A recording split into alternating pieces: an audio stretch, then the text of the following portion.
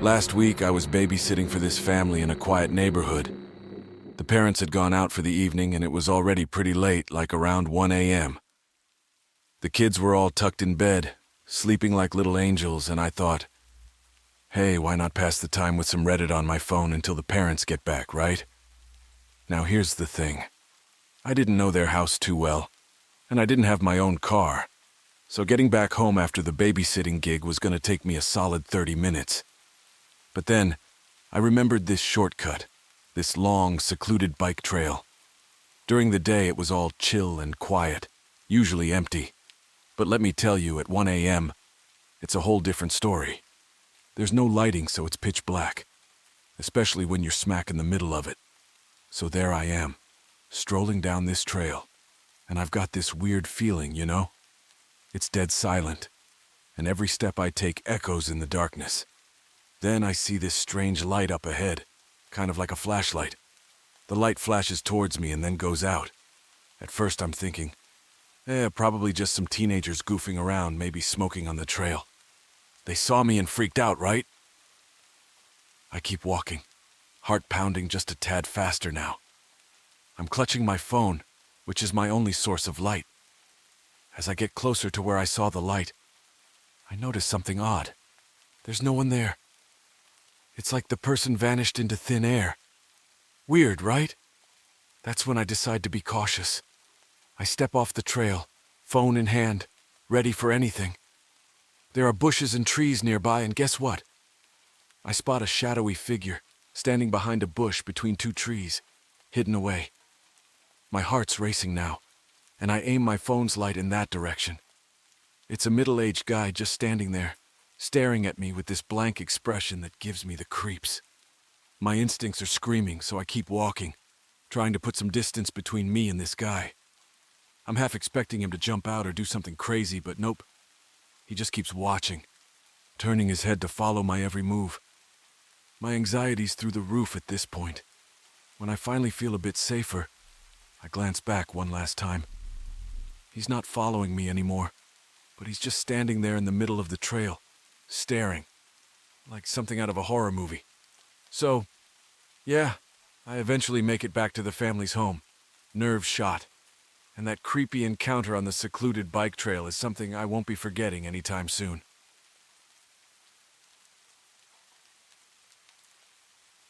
I was a babysitter, going to college in one of the poorest cities in Northern California. The campus was usually safe because it had its own Department of Public Safety.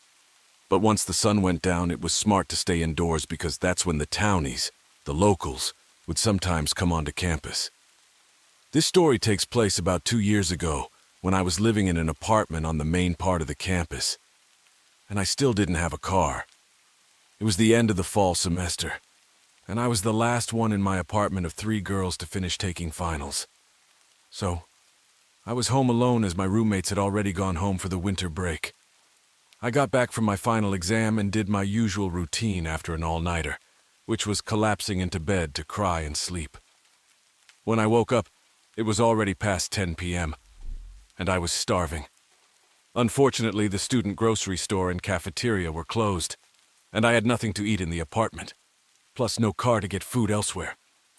I was poking around the fridge hoping for a miracle when I noticed a Domino's coupon stuck to the freezer. My stomach was practically screaming for food at this point, so I decided to order a whole pizza for myself. I figured it was a way to celebrate the end of finals, and if anyone asked, I'd just say I was sharing with a friend. I quickly placed the order, giving the cashier my address, apartment number, and phone number. I usually guarded my phone number, but I knew Domino's needed it so the driver could call when they arrived. After about 20 minutes, I got the call that my food had arrived. It was close to midnight, and the campus was deserted because most students had gone home for the holidays. The driver said he was parked in front of a dorm building across the street from my apartment. So, I left my apartment, went downstairs, and spotted the delivery guy standing by his car with my pizza. At this point, my caution radar kicked in. I noticed there were no other students around. The lighting was bad, and I was about to approach a stranger in a car with the engine still running. As I got closer, I silently hoped he'd walk over to me so I wouldn't have to get too close to his car. But of course, that didn't happen. I crossed the street and finally got a good look at him. He was a relatively short Hispanic guy, maybe 5'7" or 5'9", in his early 20s. My nerves were on high alert because he was giving off some seriously creepy vibes.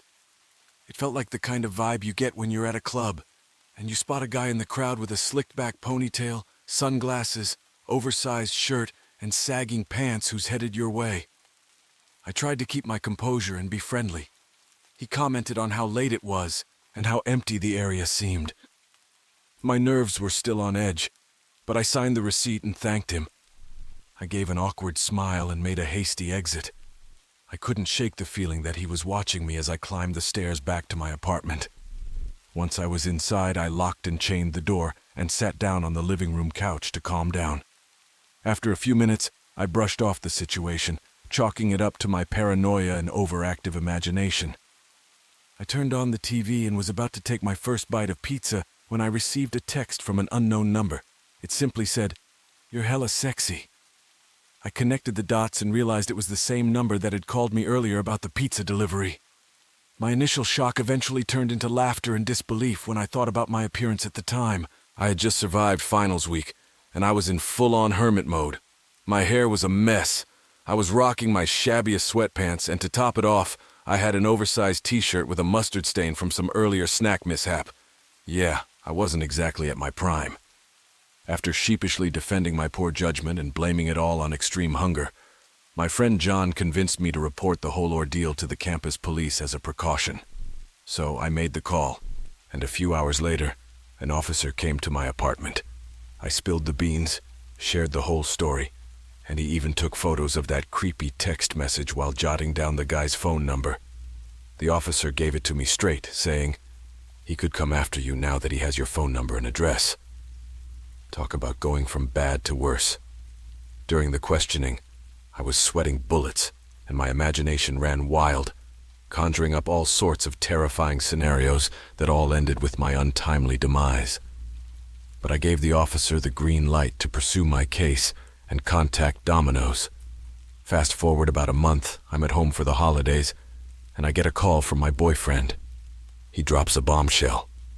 Our apartment window is broken, and the maintenance worker suspects foul play, like someone tried to break in.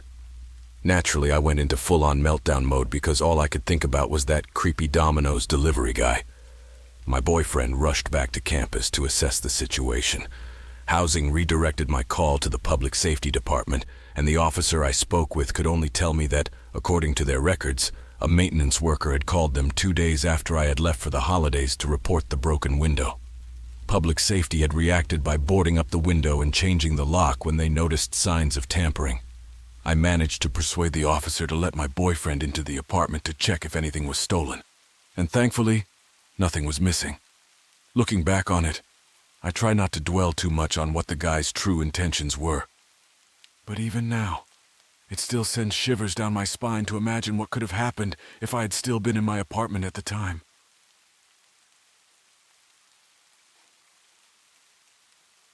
I was around 15 years old, and I used to babysit for families I knew whenever they needed someone to watch their kids. Among all the families and kids I looked after, there are 2 stories that stick with me, and not in a good way. One Saturday evening, I was babysitting a bunch of kids while their parents were out for dinner.